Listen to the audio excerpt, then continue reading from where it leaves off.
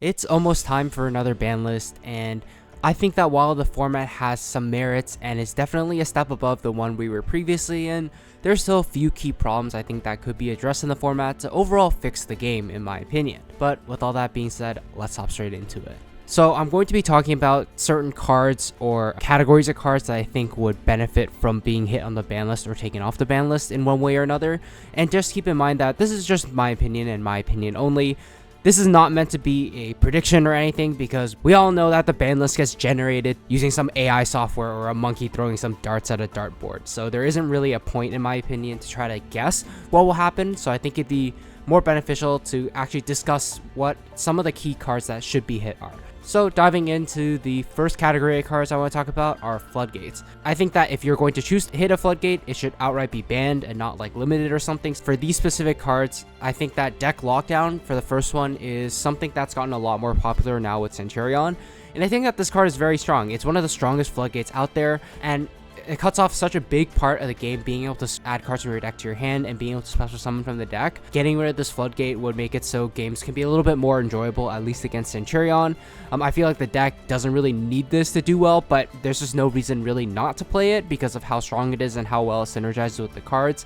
So I think that this is probably one of the floodgates that they need to take care of. In the past, this has been cards like Summon Limit, Anti-Spell, things like that, and those have all gotten hit. So this is not too unreasonable of a hit, and it's definitely one that has merit in my opinion. Next up is Heatwave, and while Heatwave is almost exclusively played by Tenpai, I think that this card is something that does deserve to be hit as well. These sort of big lingering effects where you just really don't have any counterplay at all. You could argue with a card like Deck Lockdown, oh, you can at least still actually see it out, like Cosmic Cyclone or something like that. Whereas something with Heatwave, if your opponent resolves it, there's literally nothing you can do to it. And I think that this type of card is not very fun to play against. So I think that this card is also something that could get banned, and it'd probably be better for the game in the long run, in my opinion. And then the next big one, I think, is Dimension Shifter. This card I definitely think needs to go. This is such a powerful card that shuts off so many decks, and once again, it's a card that doesn't really have a lot of counterplay. And I think that, in general, the floodgates that don't have counterplay like this, I think are the ones that need to go especially, and Dimension Shifter is definitely falling in that boat. Can be played by a lot more decks in the format right now, and it's just generally a card that you're pretty helpless against. You don't really have that many viable outs to it. It's not like a card like Mulcharmy Perulia or Fulos where you could realistically play a card like Ash Blossom for it. Just Shifter just doesn't really have that many outs, and I think that its time has come, and it's definitely something that warrants getting hit. And then finally, I wanted to talk about Dimensional Barrier specifically. I think that this card is also a fairly oppressive card. It's similar to Heatwave in the sense that it is a lingering floodgate. I think the reason this card needs to be banned as well is because of a card like Triple Tactics Thrust. Since it is a normal trap card, it technically is searchable.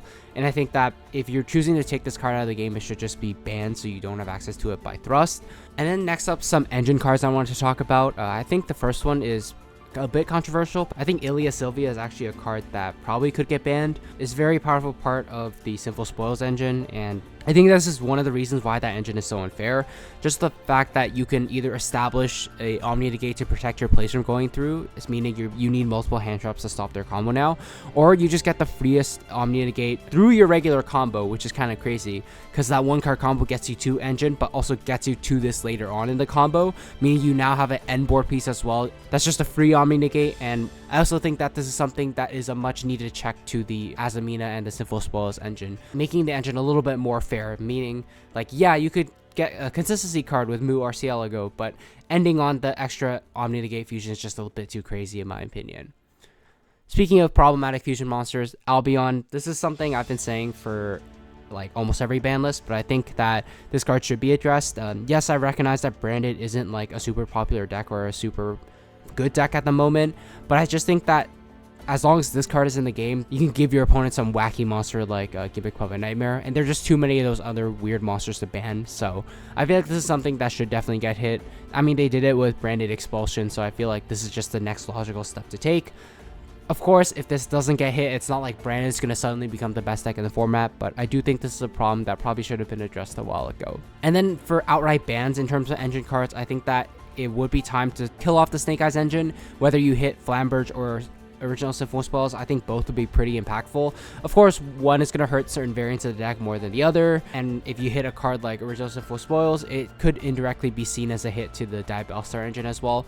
But regardless, I think that one of these cards needs to go. The Snake Eyes engine is so strong, and even though there are a lot of cards that are limited at the moment, I still feel like this engine generates way too much advantage and bridges way too well with some of these other supporting engines like Azumina. So I think that being able to cut off one of these key engine pieces would hamper that engine a lot and make it so the deck is a little bit more manageable or just outright not a problem in the meta at all. Before we go any further in the video, I just want to ask you guys to please check if you're subscribed to the channel. Most of the people watching my videos are not subscribed, and that's like going to Costco and only getting the free samples and never buying a membership. So if you're watching this video, please help me out. Check if you're subscribed. It would mean a lot to me, and it keep me motivated to keep making more videos like this in the future. But anyways, getting back to the video, next up is going to be cards I think that could be limited for the engine. It's important to address the top 3 best decks of the format, being Yubel, Snake Eyes, and Tenpai. And I think that all 3 of these decks probably should get at least one of their key cards limited in order for the format to be a little bit more balanced and healthier. Starting off with Yubel, Phantom of Yubel I think is probably the biggest one. This card is an incredibly strong card in the deck, giving it recursion and giving it ways to play around hand traps. I think that limiting it would be a pretty fair hit to the deck. It's not going to outright kill it for sure. There are ways to recycle this card, and you technically only need 1 on your board. If you use it once, you can focus on getting it back and then making it again later on the turn. So I don't think it really is going to kill the deck outright, but I think it's important to hit this card because it's going to hit the grind game of Yubel a little bit, and it's going to make the deck a little bit more susceptible to hand traps and more beatable when they go first, because this is still one of the decks where you kind of have to see multiple hand traps to stop them, and if you don't stop them, they're putting up a board that your board breakers aren't going to be able to break. So I think that hitting Phantom of Yubel to 1 would do a pretty good job of making the deck a little bit more manageable. And then next up, talking about Tenpai Dragon, I think that one or both of Sangan Kaiman or Chandra could go to 1. Hitting Chandra would be a good hit because it's not like the deck is unplayable, but now the deck just becomes this really volatile and inconsistent thing that's probably not going to be as detrimental to the meta overall. Yes, it's a deck that can still play many of the powerful cards like Dimension Shifter and all the broken hand traps when going second, but I think that being able to limit Chandra not only makes it so the deck is a little bit less consistent, but it also means if you're able to remove the Chandra somehow with a card like SP Little Knight, the deck just falls apart and can't really do anything after that. If you really don't want to see this deck in the meta anymore, hitting Chandra is probably the play. But I think that maybe something more realistic is Kaiman to 1. Kaiman to 1 would hurt what little grind game Tenpai has to begin with, because now Pydra only essentially has 2 real targets, and once you burn through them, Pydra's not going to get value anymore. Of course, it's going to hit consistency as well, and it's going to take away 1 extra extender from your opponent, meaning their normal summon is now going to be a lot more vulnerable to your hand traps. So I think that either one of these hits would be pretty good to hit Tenpai Dragon and overall just make it a less consistent threat in the metagame. And then next up, I think that hitting 1 or both of Wanted or Diabellstar could be a very viable hit. Reducing the consistency of this engine is nice because this engine does generate so much advantage on its own, and plus Diabellstar and Wanted have been some of the best extenders in the game for the past year essentially. So I think that it's time for at least one of these cards to go, just making it so whatever decks choose to play this won't be able to see this engine as often, and it'll make it so they won't be able to have that key extender when their normal summon gets stopped. Make it so the hand traps are a little bit more potent and effective against these strategies. So I think that overall hitting at least 1 card from the top 3 decks is something that needs to happen in order for the format to be good, because if you don't hit all 3 of them, then the one that isn't going to get hit is just going to rise to the top, and we don't really want to see that, because then the format doesn't really change that much. And I think that in order to make the game a little bit better, these 3 decks do need to get hit in some way. Being able to weaken them a little bit so other decks can compete is something that would be good for the game overall. And then next up, I want to talk about just some miscellaneous cards that I think could come back to 1 off the ban list. Starting off with Masterpiece, I personally don't think this card would do anything at all. The reason why I think people are fearing it is because back in the day, it was, of course, a very hard card to deal with, but I think nowadays there are just so many more outs to it. Even if you don't explicitly play like Spell and Trap outs to it in your deck, you could easily just run it over. Or there's so many big monsters in today's metagame compared to the metagame in 2017, so I don't think that this card is going to be impossible to out. And if you do choose to play a deck like True Draco, will pretty much just be like another version of Runic Stun, and probably just a worse one at that. So overall, I don't think that Masterpiece coming back to 1 would really do too much to hurt the metagame, so I think it's safer to come off the ban list now. Next up are a Heavy Metal Foes Electromite and Prank Kids Meow Moo. So starting off with Meow Moo, this card I think could have come back a while ago. The Prank Kids engine just wouldn't really do anything. I think this would just be a fine deck nowadays. I mean, it'd make the deck playable again, although I don't think the deck would be very good, and it certainly wouldn't be good enough to be a problem in the metagame like it was all those years ago. Electromite, on the other hand, is a little bit more controversial. This is a very strong card that still holds up very well by today's standards, and I think that Pendulum as a strategy just hasn't been that good lately. There's so many cards that make it difficult for Pendulum to play, like all those hand traps, and especially cards like the Mulcharmies. I just don't think Pendulum as a strategy overall is going to be super broken or anything with access to Electromite again. Don't get me wrong, this is a very strong card, and I'm sure it will create some like weird FTKs or something degenerate like that, but it's not like those FTKs like don't exist at the moment. If you really wanted to make a deck that does something super degenerate, like I'm sure you could, but I think then the problem would just be the deck just isn't consistent enough, or just loses when going second or something like that. So I think that the Pendulum deck will still have all the same problems that it would have before, and I don't think the Heavy Metal Foes Electromite is going to help solve any of those problems super well, aside from maybe some consistency when going first. So overall, I think that bringing it back could mean a potential extra rogue deck could enter the meta, and I think that's pretty good for the game overall. And then finally, I want to talk about Heavy Storm. I don't think it's necessarily any more broken than a card like Harpy's Feather Duster. You can argue you can destroy your own spells and traps and you can benefit off that, but there's just not that many viable strategies right now that would actually try to do that. And I think that while that could be a cool niche side effect of it, overall just be like an extra copy of Harpy's Feather Duster, and that card isn't even being cited in every deck at the moment, so I feel like this card could be okay to come back. It gives players, I guess, one extra out to potential floodgates, and make it so if they for some reason don't choose to hit floodgates, there's at least one more card out there that you can add into your deck to give yourself a little bit of a better chance against those floodgates. And then I wanted to talk about some cards that could potentially come back to 3. This is probably going to be the most speculative and a controversial section, so do keep that in mind. But starting off with Lightning Storm, I think that once again, like Heavy Storm, it is a nice way to have an extra out to those floodgate cards. And I think that those cards can be pretty problematic in the format. And while yes, Lightning Storm is a little bit more generic and applicable, I still think that it coming back from 2 to 3 doesn't make that big of a difference. It might incentivize some people to play it in their side deck once again, and I think that this card is pretty okay for the game overall. It's not like an unhealthy card by any means in my opinion, and I think that this type of card doesn't promote any like degeneracy or anything like that, so I feel like it'd be okay to come back to 3.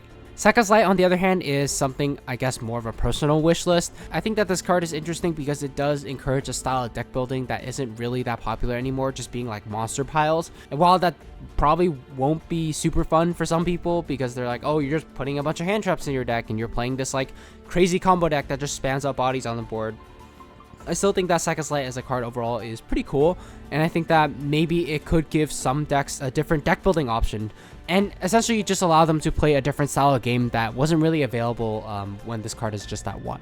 Next up is Cyframe Gear Gamma, and now this one is probably the most controversial thing I'm going to talk about. The reason I'm even mentioning it, I don't think it's going to realistically come back to 3, but I wanted to talk about maybe some of the merits it could have when it comes back to 3. Like I mentioned with Dimension Shifter, there are just no outs to those types of hand traps like Dimension Shifter. Like if your opponent just like shifters you like on their first turn, you physically cannot do anything about it unless you have a Gamma. And sometimes that just feels like you're pretty powerless to do anything against those cards. Not to mention, it can hit cards like Droll and Lockbird, which also would normally be crippling against some decks, and sort of force your opponent to think about how they want to time their hand traps a little bit better against you. They can't just like randomly shotgun Shifter or Droll and Lockbird right away, and I think that could promote some kind of gameplay where there's a little bit more thinking involved to using those high impact cards, as opposed to just like dropping something like Perulia or Shifter in your draw phase and not really thinking much about it. So overall, I think that Gamma could promote that kind of gameplay and make it so people do have to think a little bit more about how they use their cards. But on the other hand, I think it could also be a little bit unhealthy, because now these combo decks essentially would have 2 more copies of like Call by the Grave, to where they're able to negate those powerful hand traps like Droll and Shifter. Overall, it probably isn't going to happen, but I think that there could actually be some realistic merit to seeing this card back at 3. And then next up is Dino Wrestler Pancratops. This card isn't doing anything right now, so I think that it coming back to 3 could be cool. Going second, it could be a fairly okay board breaker in the right format, but leaving it at 2 doesn't really do anything, so I think that it could be time for this card to come back to 3, and it probably wouldn't do too much for the metagame. And then some engine cards that I think could come back to 3. I think the Pearly quick play spells, I didn't even know that Sleepy and Delicious were at 2. Like, I thought everything in the Pearly deck was at 3. I think even if everything was at 3 in the Pearly deck, it's not like the Pearly deck would be crazy or anything. I think that it would be a nice extra, like, viable rogue deck that could be introduced in the format, which is cool. A similar thing with Lunalight Tiger. This card is a very strong card and is a very powerful tool in a Lunalight engine or a Lunalight deck and can help you like build boards on its own almost.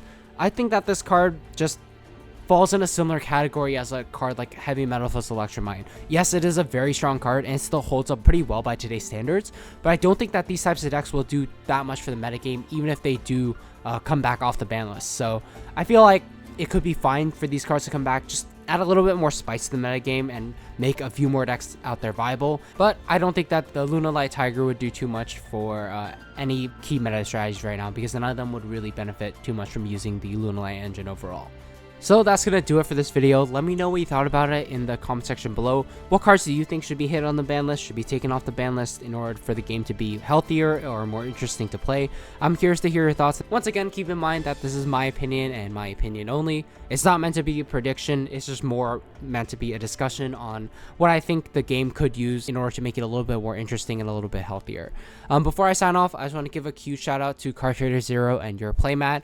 You can use my affiliate links in the description below to not only get the supplies or the cards that you'd already be buying anyways, but you get a nice discount and you'd also be helping to support the channel. But with all that being said, I hope you guys enjoyed the video and I will see you guys in the next one. Take care.